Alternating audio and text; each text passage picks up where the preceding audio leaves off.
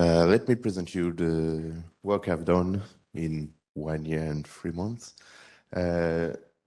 So the subject I'm working on is to understand the mechanical consequences of femtosecond laser irradiation of metals. So this work is done both in LGF at the École des Mines and in the Laboratoire Burkerien at the university, and is funded by Manutech.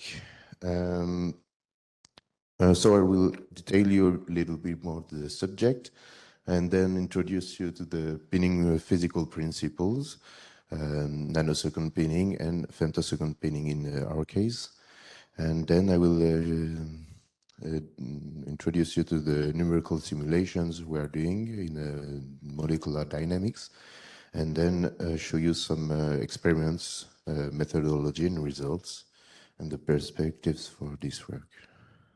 So, the main goal of this subject, as it's been said, is to understand the interaction between the laser and the matter during the femtosecond laser pinning. In order to do so, we are working on 3 main axes. First, modeling this interaction and simulate it with numerical simulations. Second, characterize it thanks to X-ray diffraction on irradiated samples. Those X-ray measurements allows us to calculate the dislocation density and the residual stresses created by the irradiation. And third, the third axis is to assess these techniques thanks to fatigue life measurements on microcantilevers of irradiated samples. In order to understand the interaction between the laser and the metals, we work on various metals which have very different physical properties, such as the crystal structures, electron phonons coupling factor, or many others. So we choose to work on aluminum, nickel, titanium, and iron. And to understand also the interaction between laser and matter, we change the laser parameters. So the 2 main parameters we are working on are the fluence and the pulse duration.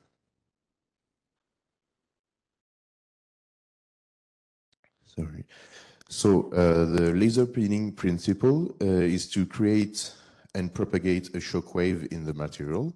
So it's a well-known technique in a nanosecond regime where we focus a laser beam on the surface of the material, which is protected by a sacrificial layer. This layer allows to not to remove too much matter from the surface, and also to confine the plasma, which creates a pressure wave which goes in the right direction, meaning in the bulk of the material. This pressure wave propagations induces a local plastic deformation, and which is inhomogeneous in the material because of the attenuation of the shock wave. So this local plastic deformation creates some residual stresses which are remaining after the shock wave.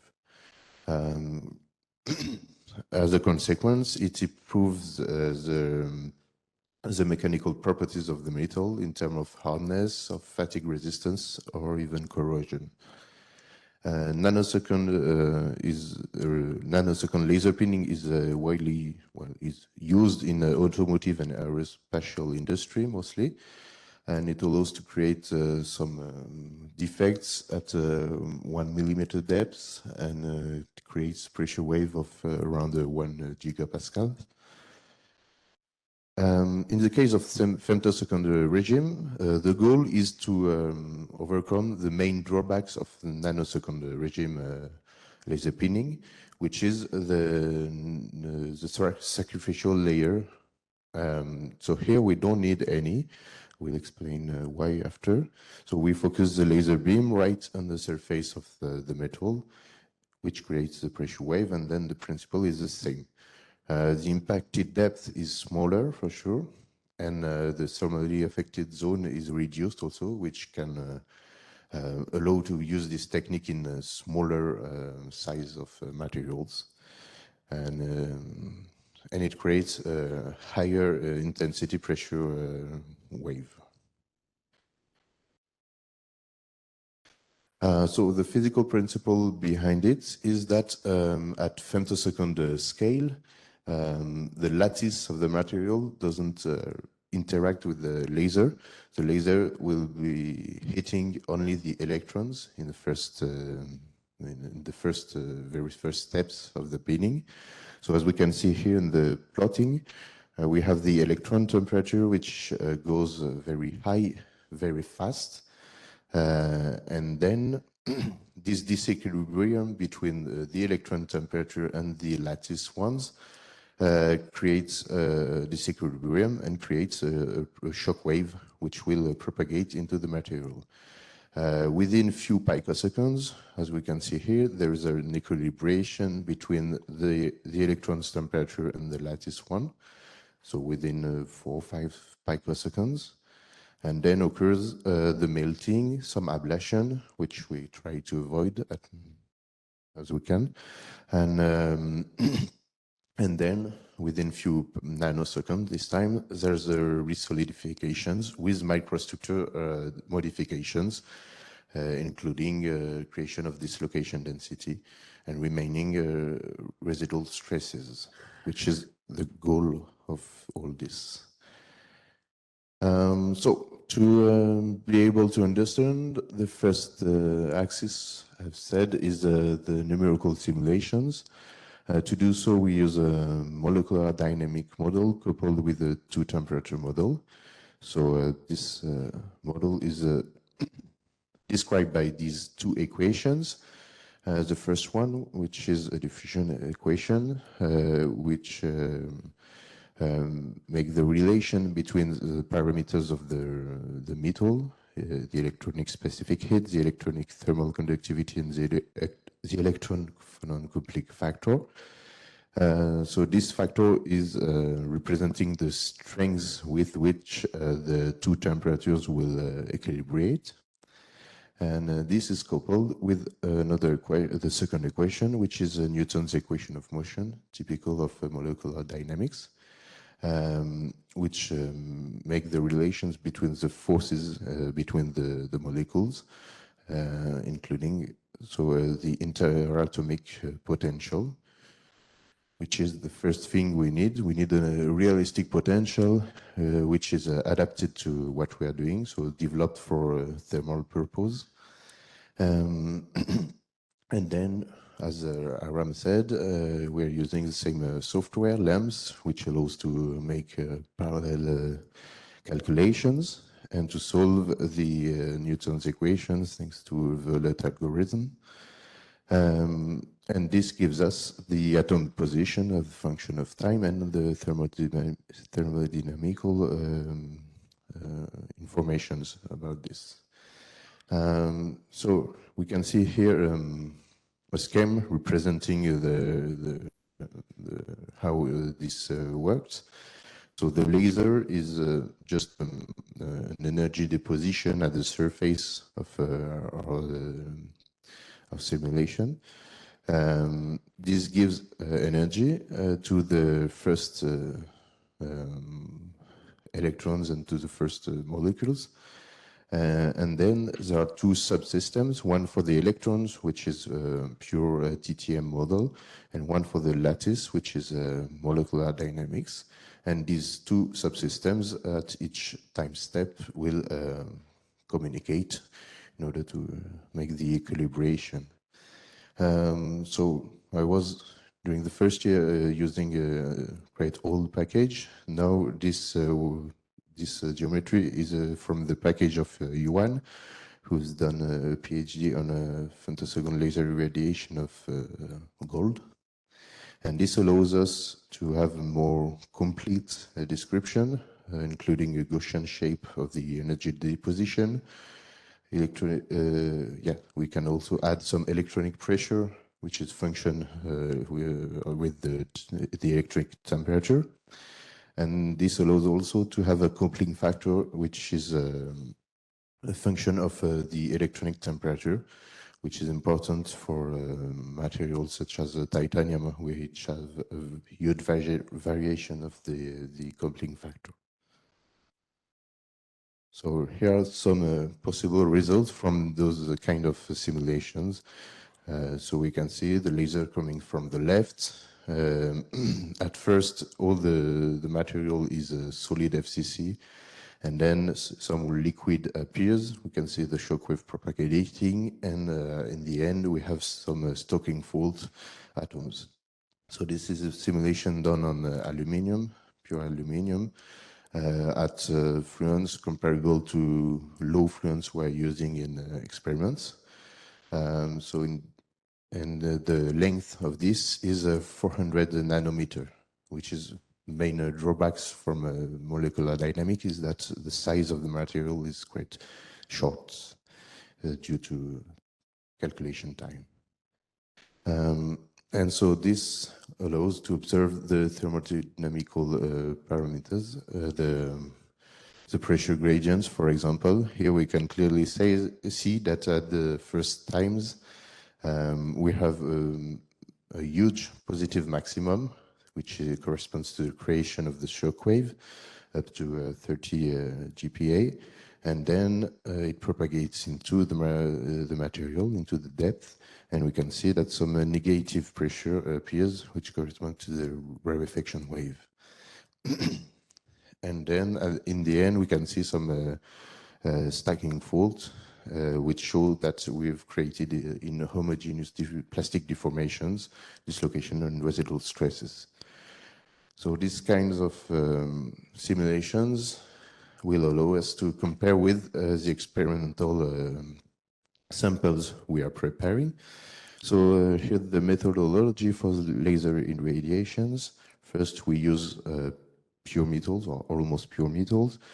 We prepare it by pounding, rolling it, cutting it, annealing it, in order not to have residual stresses anymore, which we check thanks to X-ray diffraction. And then once this is ready, we are doing some irradiations under different conditions in order to understand how the laser conditions will affect the quality of the pinning. So we are using 1030 nanometer laser, which pulse durations can vary between 500 femtoseconds and 3 picoseconds, and which fluence can vary between we use it between 1 and 30 joule per centimeter square in this case. And then we put a scanning procedure. So we try to put it in the same way each time, because this kind of also impacts the quality of the pinning. And after these irradiations, we are doing some controlled measurements, two main measurements, the ablation depth and the surface roughness. For sure, we try to have the smaller depth, smaller ablation depths and smaller surface roughness too. After those samples are irradiated, we are doing XRD measurements. Two kinds of these. First, in laboratory, where we can measure the diffraction peaks for different incident angles in order to compute the residual stresses based on the sin square of psi method, which has been modified. And we can also, at the laboratory, do some high-resolution measurement of one peak, which allow to compute the dislocation density based on the method of moments.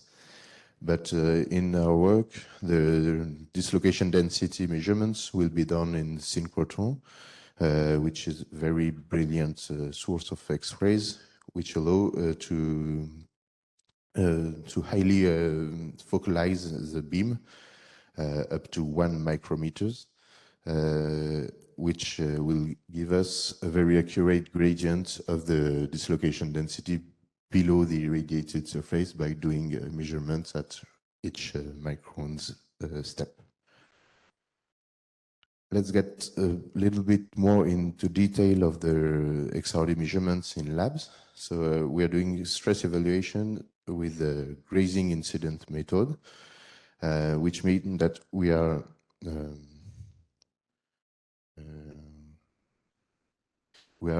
making this angle here omega vary in order to have a penetration depth of the X-rays which is changing, and in order to have the evolution of the residual stress in depth of the material without removing any layer of it. So without changing potentially changing the residual stresses. So to do so, we measure some peaks, at least 6, with the corresponding HKL here, at different omega angles, as I said, and at different phi angle, which phi is the angle corresponding to the different direction in the surface of the sample. Once those measurements are made, we are doing some Gauss fits for each peak. So you can see here for the peak 200 of aluminum. This Gauss peak allows us to get the 2 theta position with a high precision, and thanks to the Bragg's law, to calculate the corresponding interplanar space DHKL. Then we can plot this as a function of sin square of psi, and as you can see here, make an ellipse, fit with an ellipse for each phi angle, and determine all the tensor components. That's what's important in these techniques, and what you can see on the first equation here, in the top of it, is that we can determine all the tensor components, whereas in many stress evaluation techniques, we are only evaluating the 2 first ones. So here we'll be able to compute all of them. Here are some results from this technique. So in these plots, you can see the 3 diagonal terms of the tensor. So sigma 1, 1, 2, 2, and 3, 3. The direction 1 and 2 are here.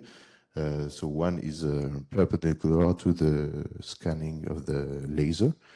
And this is quite important, as we can see, because there are differences depending on the direction of the laser. We can see here, for example, that the sigma 3,3 is lower than the other ones. So this shows that this direction of the laser has an impact. We can also see here that we've created compressive residual stresses in the subsurface in the first 15 microns. And then we have a positive value at higher depths because the mean value in our bulk material has to be 0.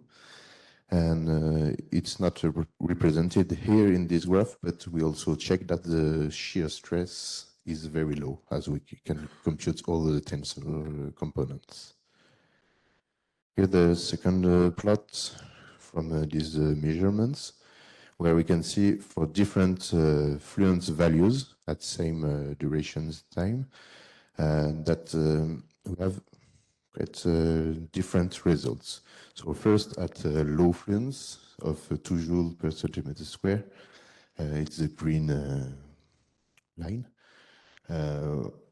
We can see that a very small depth of the material is impacted, only less than 10 microns, and that we create a maximum of minus 50 MPa of compressive residual stresses. When we make the fluence higher, around 10 and 20 joule per centimeter square, which correspond to the yellow and the dark blue curve.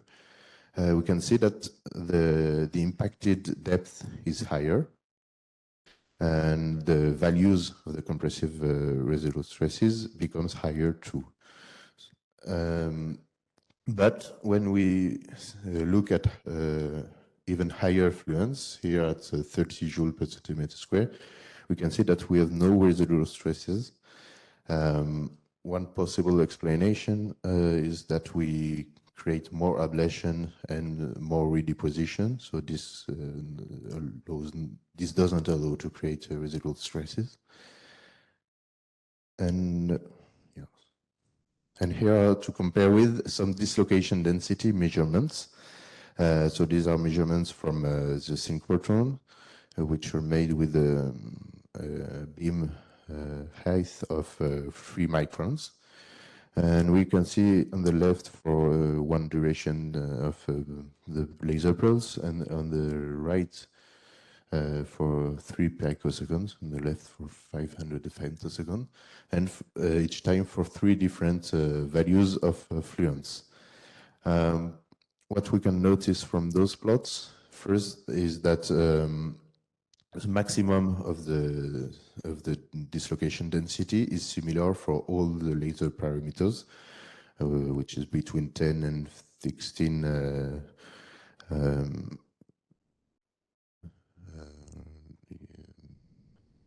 yes, it is. Okay. And we can also see that the dislocation density as a function of depth shows a very fast variation, especially at 3 picoseconds, between the deformed zone and the unaffected one. Let's see a little bit more here. So it's, this plot shows for one fluence, the highest one, and we can see that there's a major difference between the 2 times of impulsion. First, it's that the affected zone is becomes much deeper, from less than 10 microns to 50 microns. So, and to finish with, here are some perspectives for this work. So we'll need first to improve and adapt the simulations to get an accurate comparison with the experimental measurements. To do the same work, because here I've only presented some results for aluminium, so do the same for titanium, nickel, and iron, both in simulation and experimental, in order to understand how the properties of each material impacts this. We'll do next week some synchrotron measurements in all those materials, in order to have dislocation density gradients for all of them. Then compute on bigger clusters to have a bigger size of material simulated also. And the third axis, which is not done yet, which is a fatigue test on micro cantilevers. And if we can, to go also to the XFEL facility in order to make some measurement of to be able to see the propagation of the shock wave in our material. Thank you. If you have some questions.